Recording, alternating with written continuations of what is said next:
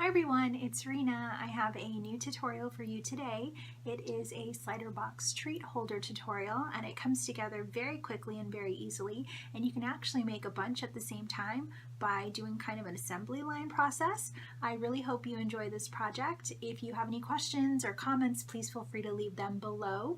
If you haven't joined my VIP Facebook group, I will leave all the information at the end. I'd love to have you join, and I also do upload PDF instructions on how to make this box, or my other tutorials are uploaded in my VIP Facebook group as well. Thanks so much!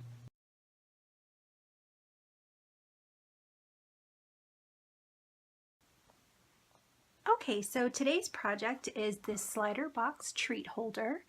And the box just slides out like this. You can actually slide it out on either side and it comes completely out. There is enough room in here for some Hershey Kisses. I'm pretty sure those little mini chocolate bars will fit in here. I haven't tried it yet, but any small kind of candy will definitely fit in here. You could also package up candy in a little bag and stick it in here and then just slide it in. So I've made this one. I have made this one right here. I made this one also, and they're really easy to make, and so I've already started a couple of other ones and kind of made them one right after the other. I cut all the paper at the same time, and then I glued them all at the same time, and that kind of made the process easier. So really all you're going to need your 2 pieces of base cardstock, and then you're going to need your pieces of designer paper. And so I already have that cut out. The first thing that we're going to do is we're going to take your piece that measures 9 by 3.5 inches, and you are going to need your scoring board, and you're going to go ahead and score this on the 9-inch side, and you're going to score it at 1/2 inch. You're going to score it at 2 inches, 3.5 inches, 5 inches, and 6.5 inches. Now, before you do anything, this last score mark we made, the 6.5 inch mark, we're not going to fold this mark. This is just going to be a guide for us when we fold this bottom part in. It's just going to be a guide for us. So if you'll look at this one, I don't know if you can see it or not, but there's a score line right here, and this was just what I used for my guide. That's the 6.5 inch mark. If you don't want to make that score, you don't have to. If you feel like you can make your box without it, that's completely fine.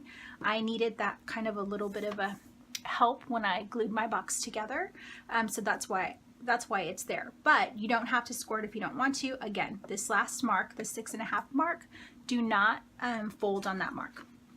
So that's the scoring for this one. Then you're also going to take your 4 1/4 by 6 inch piece of cardstock, and you're going to score it at 1 3/8 on all 4 sides.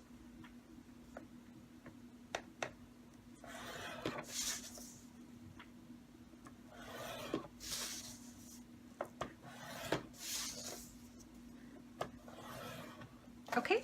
So this little center square right here is the center of your box. So you can fold on all 4 sides on this one and burnish.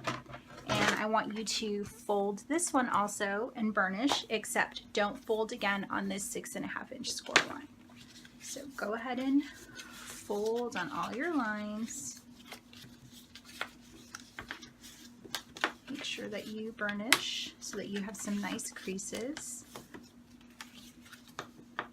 And if you wanted to make your box and not have to necessarily add designer paper, you could definitely make your box out of designer paper, and then it would already be decorated. You don't have to make your base out of a solid color and then add designer paper. It's completely up to you. Okay, so I went ahead and I folded and I burnished on all my pieces.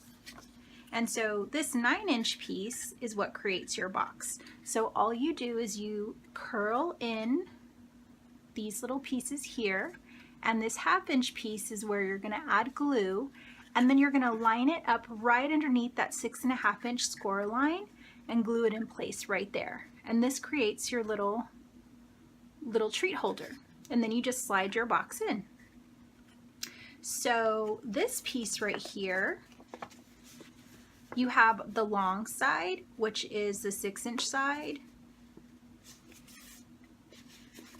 And then you have your 4.5-inch side. So on the 6-inch side, you're going to cut these little slits right here, the 2 on the inside on both sides. So go ahead and cut those. And this is how we're going to create our box. And just cut down only to the score line.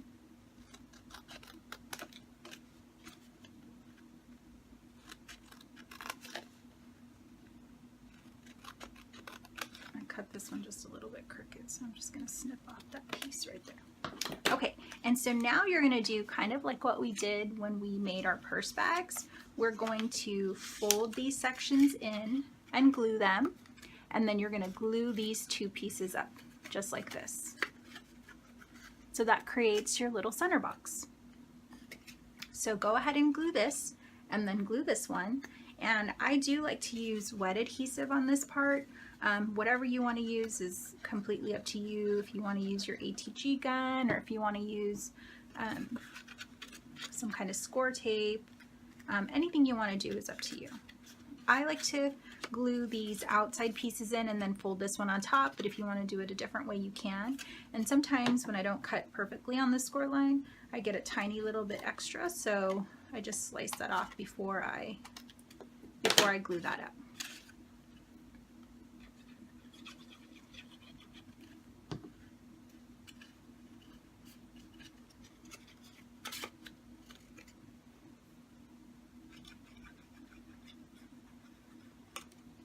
Okay, so we're just gluing our little box closed. And so because it's really just 2 pieces of cardstock to put this together, if you cut a bunch of them at the same time, if you cut all of your cardstock pieces together and kind of do it like an assembly line, you can really make a bunch of these really quickly. I think I made 6 of them in maybe 10 minutes. And then all I had to do was decorate it, which is the part that takes longest for me because I like to put a bunch of different pieces together and see if I like the way it looks before I glue them down. Okay, so now what I've done is I've added my glue on this little 1/2-inch piece. It's the little smallest piece that you have, and then you just curl this under and you line it up right underneath that 6.5-inch score line. That is your guide of where you glue it. And then you just burnish that down. Oh my goodness, I completely forgot to tell you to do something before you did this. Before you glue this, and I hope you haven't yet, I'm so sorry if you did, you want to add your cardstock, your designer paper. So these are the pieces that I've cut out from my designer paper. And you want to do this before you glue, because then it's going to be a lot harder to add your pieces. I mean, you definitely could. You could flatten this down right here and then add your adhesive, but it just makes it a little bit harder. So what I want you to do is go ahead and adhere your designer pieces. I'm going to add one right here, then I'm going to add one right here because that's the front of my box and the top. I'm not going to add one to the bottom right here. You definitely could if you want to. And then I'm going to add one right here, which is that back piece right there. You don't have to, completely up to you. So these I am going to add with my ATG gun. That's the one good thing about wet adhesive, is that I was able to kind of pull that off before I really stuck that down. But you definitely want to add your designer paper first, because it's so much easier to flatten it down than if you add it afterwards. I think I got a little bit of glue right here, but I can take that off, or I can cover it with an embellishment. So it's not that much. It's not that big of a deal. Okay. And so I always like to check to see where I'm adding paper, so I make sure I'm adding it in the right places. So I'm going to add another piece right here. Then I'm going to add my last piece.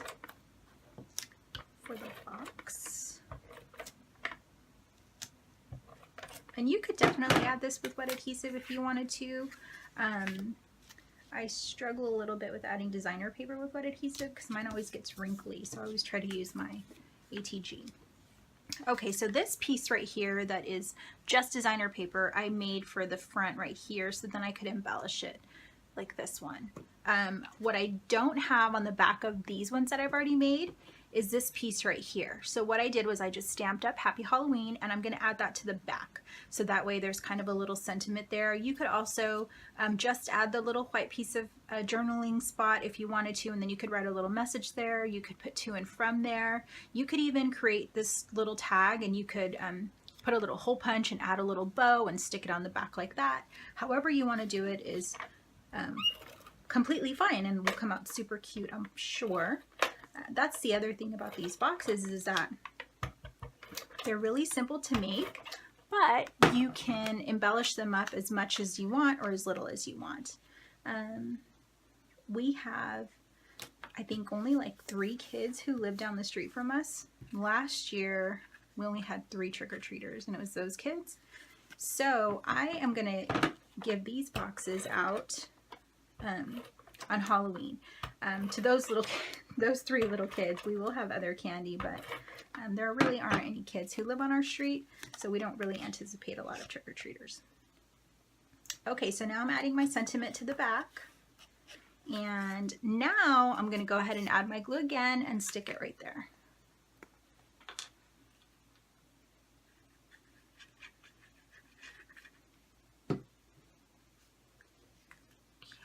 And again, I'm going to use my 6.5 inch mark as a guide and just adhere that down.